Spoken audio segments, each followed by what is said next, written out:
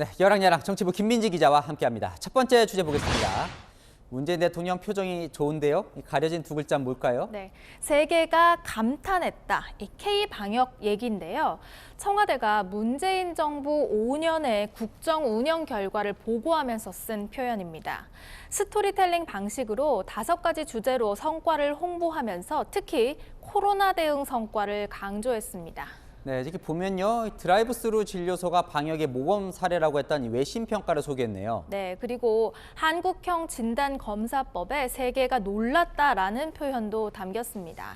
근데 저 때는 맞는데 저건 다 이제 초기 때의 이야기고요. 지금은 뭐 전 세계 확진자 1위라는 얘기도 나오는데 K-방역을 자랑할 때는 아닌 거 아닙니까? 네, 최근에 하루 60만 명 고점을 찍은 상황에서 자화자찬이 부적절하다는 지적에 대해 청와대는 생각을 바꿔야 한다고 주장하고 있습니다.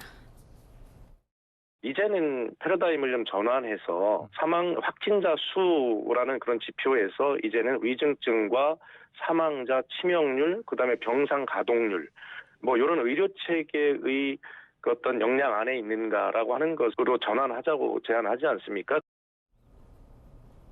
하지만 하루 코로나 사망자 수도 한 달 전에 비해 6배 이상 늘어났는데요. 국민의힘은 매일 똑같은 브리핑을 반복하고 찔끔찔끔 완화 대책만 내놓을 뿐이라며 의료체계 마비, 병상 부족 상황에 청와대와 정부는 안 보인다고 비판했습니다. 네, 다음 주제 보겠습니다.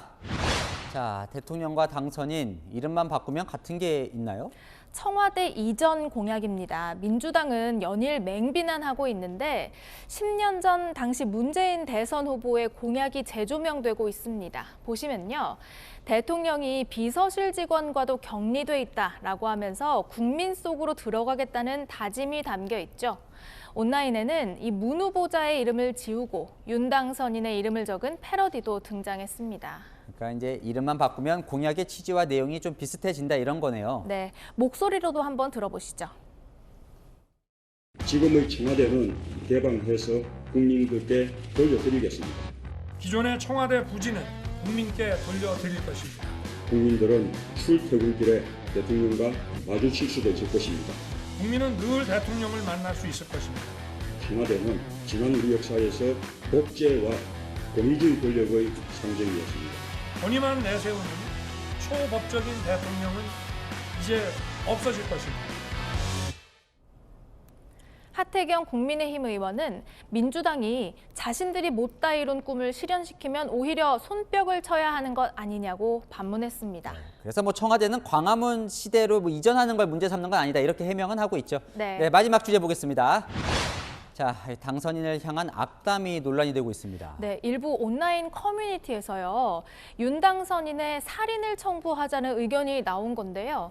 대통령 취임 전날인 5월 9일 전에 이 청부살인 고용하고 싶다라는 글부터 청부살인 시세를 묻고 또 모금을 하면 얼마나 낼 거냐 이렇게 묻는 글까지 찾아볼 수 있었습니다. 뭐 가볍게 올린 글이라고 할지 모르지만 뭐 입에 담기도 무서운 말들이죠. 네, 경찰은 그래서 내사에 착수했습니다. 선거 전에도요, 윤석열 후보를 죽이기 위해서 만들었다는 화염병 사진과 글이 올라온 적이 있는데요. 이 역시 경찰이 조사 중입니다. 국민의힘 청년 보좌역으로 활동했던 박민영 씨는 악행이 도를 넘었다면서 지금이라도 공론화해서 양지로 끌어내지 않으면 괴물이 될 것이다. 이렇게 비판했는데요.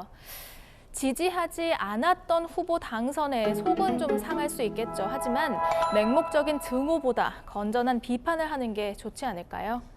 네, 그럼요. 정치권들도 이런 증오를 부추기는 일은 하지 말아야 될 것 같습니다. 여랑야랑이었습니다.